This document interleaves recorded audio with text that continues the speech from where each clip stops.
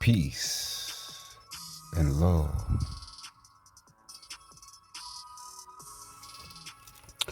Divine love and divine wisdom. You see it on the screen. So as we get right to it,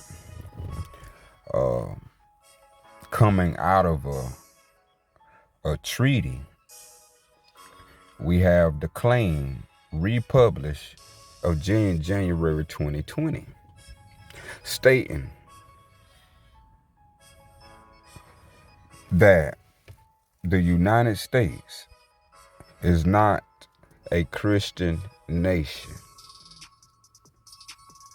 It never has been, and it never will be.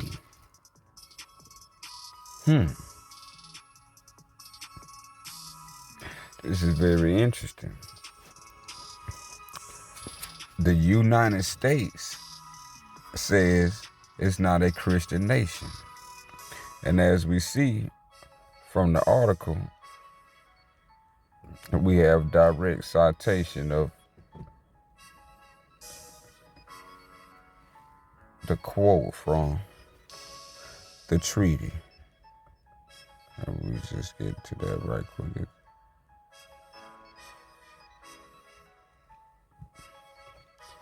I think I passed it.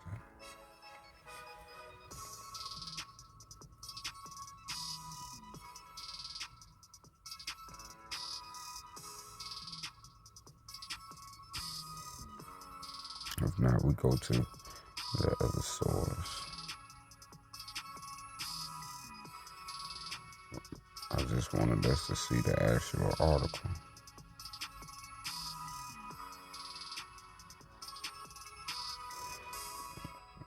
And so, as it says, the United States was birthed in violence, and the tradition continues to this day. How do the Christian nation advocates reconcile these horrific historical embarrassments and the dismal statistical evidence of social pathology with their assertion that the United States is a Christian nation? Look at the blatant contradictory of hypocrisy. So in contract, you're not Christian. And as a nation, you claim the Christian values. So in conclusion, the United States cannot be a Christian nation if Christians do not agree on the central moral values that Christian nation advocates, argue are the foundation of the alleged national faith. So if it's not of Christian values, it can't be a Christian nation. And as the United States declared themselves in the Treaty of Tripoli of 1796 between the United States and the Bey and the subjects of Tripoli of Barbary. Now check this out. Now the Declaration of Independence was what? 1774, signed in 76. So when we're talking about the Treaty of Tripoli, this is 1796, let's say 20 years. Just 20 years. And so 20 years from that point, after signing the Declaration of Independence, which the independence was from United States from Great Britain, we find that the United States made a deal. And who did they make a deal with?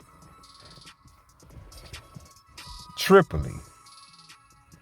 And it says this deal was the first treaty between the United States and Tripoli. Now, did you know that the name of Tripoli is now called Libya? Remember, the Americans were sent back to Libya. So we'll keep this in mind of the movement that was done in the past to get you to perceive yourself, as something that you're not. But as we get to it, this was the first treaty between the United States and Tripoli, now Libya, to secure commercial shipping rights and protect American ships in the Mediterranean Sea from local Barbary pirates. Now check this. So it was signed again in the Treaty of Perpetual Peace and Friendship. Perpetual now, that means continue.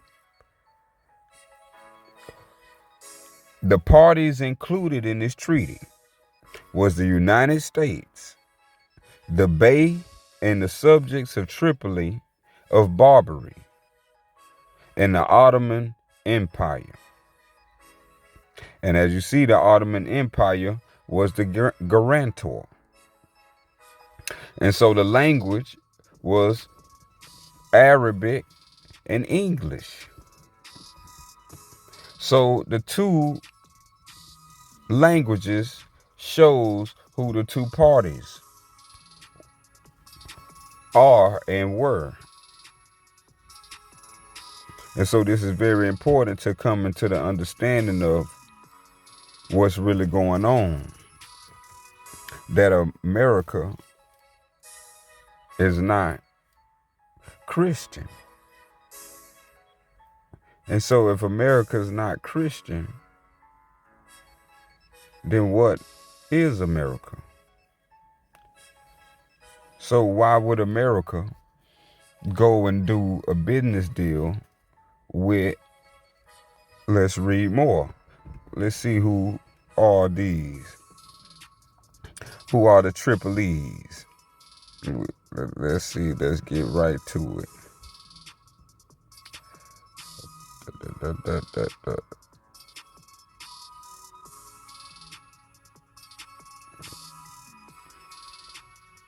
Okay, Article 11. Here we go. Article 11 reads, as the government of the United States of America is not, in any sense, founded on the Christian religion, as it has in itself no character of enmity against the laws, religion, or tranquility of Muslims. Oh, did we just hear that? They have signed a treaty of perpetual peace and friendship with the laws and the religion and the tranquility of Muslims.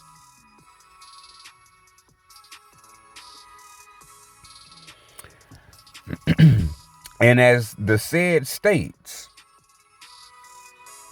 states never entered into any war or act of hostility against any Mohammedan nation. It is declared by the parties that no pretext arising from religious opinions shall ever produce an interruption of the harmony existing between two countries.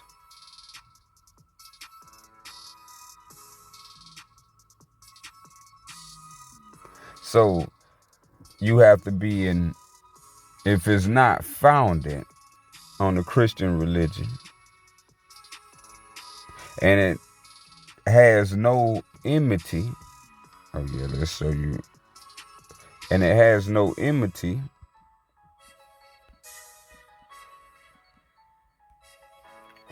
meaning hostile feeling, internal conflict, any malicious act. That they have no enmity against the laws and religion or tranquility of Muslims.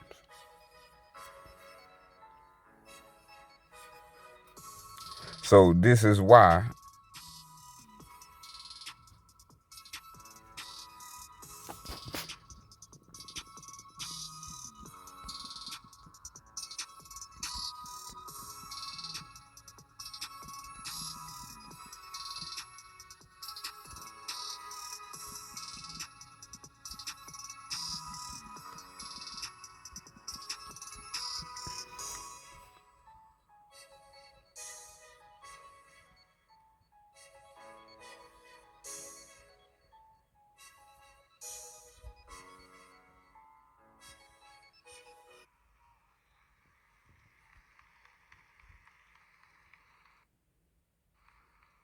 we're finna see a quick clip of Obama carrying out the same treaty or the same values of 1797 and 2000 in the 21st century.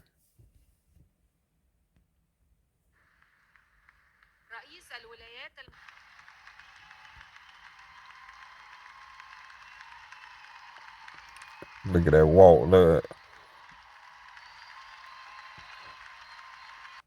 Grateful for your hospitality and the hospitality of the people of Egypt.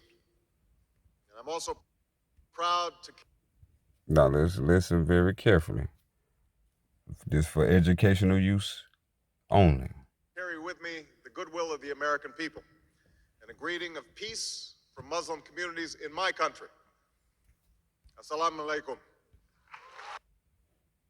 Peace from my country. As-salam. Salam.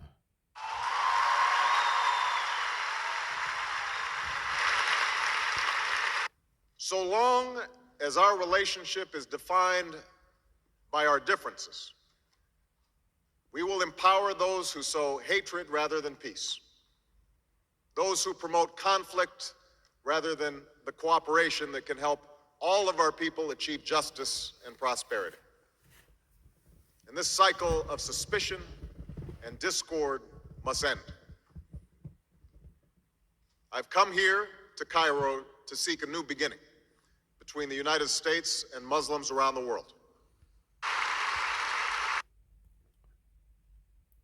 21st century, United States and Muslims. This is coming from the perpetuity of peace and friendship. So understand, United States and America is not Christian. There must be a sustained effort to listen to each other, to learn from each other, to respect one another, and to seek common ground. As the Holy Quran tells us, be conscious of God and speak always the truth. Now, he know he was supposed to say Allah. But, hey, he said, we get it.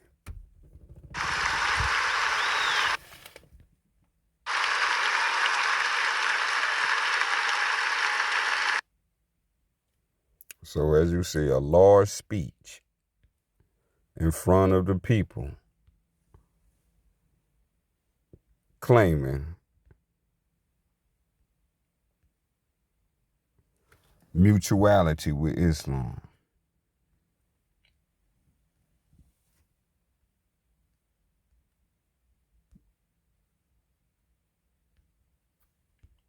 So understanding that, now we know why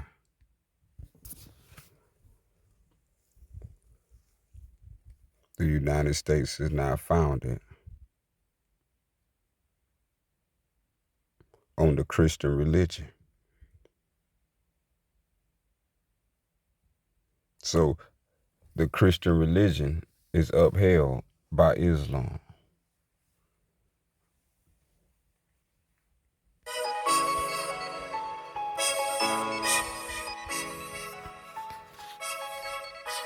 Islam is America. Al-Sufyan, Islam.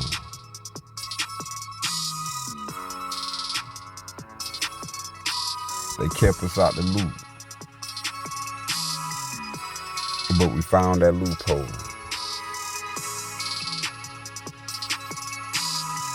And if we understand the sufas that's been dropped, this Arabic right here is the Persians, and this English is the English crown. And we know how they work hand in hand into keeping the people in ignorance.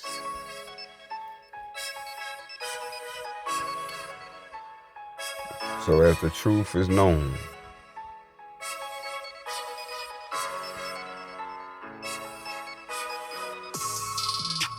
Islam, Salam, Shalom.